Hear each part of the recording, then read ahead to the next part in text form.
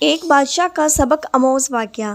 ایک ریاست کے بادشاہ نے یہ اعلان کروا دیا کہ کل صبح جب میرے محل کا مرکزی دروازہ کھولا جائے گا، تب جس شخص نے بھی محل میں جس چیز کو ہاتھ لگا دیا وہ چیز اسی کی ہو جائے گی۔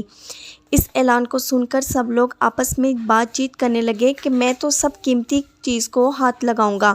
کچھ لوگ کہنے لگے میں تو سونے کو ہاتھ لگاؤں گا، کچھ لوگ چاندی کو، تو کچھ لوگ قیمتی زیورات کو، کچھ لوگ گھوڑوں کو، تو کچھ لوگ ہاتھی، کچھ لوگ کچھ لوگ دودھ دینے والی گائے کو ہاتھ لگانے کی بات کر رہے تھے۔ جب صبح محل کا مرکزی دروازہ کھلا اور سب لوگ اپنی اپنی من پسند چیزوں کے لیے دوڑے، سب کو اس بات کی جلدی تھی کہ پہلے میں اپنی من پسند چیزوں کو ہاتھ لگا دوں تاکہ وہ چیز ہمیشہ کے لیے میری ہو جائے۔ بادشاہ اپنی جگہ پر بیٹھا سب کو دیکھ رہا تھا اور اپنے آس پاس ہو رہی بھاگ دوڑ کو دیکھ کر مسکرا رہا تھا۔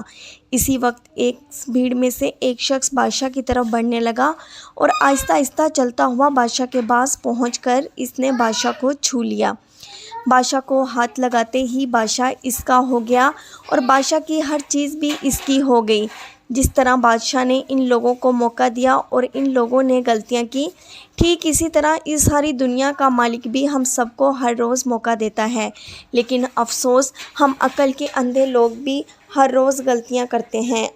ہم اللہ کو حاصل کرنے کی بجائے اللہ کی بنائی ہوئی دنیا کی چیزوں کی آرزو کرتے ہیں، لیکن کبھی بھی ہم لوگ اس بات پر غور نہیں کرتے کہ کیوں نہ دنیا کے بنانے والے مالک کو پا لیا جائے۔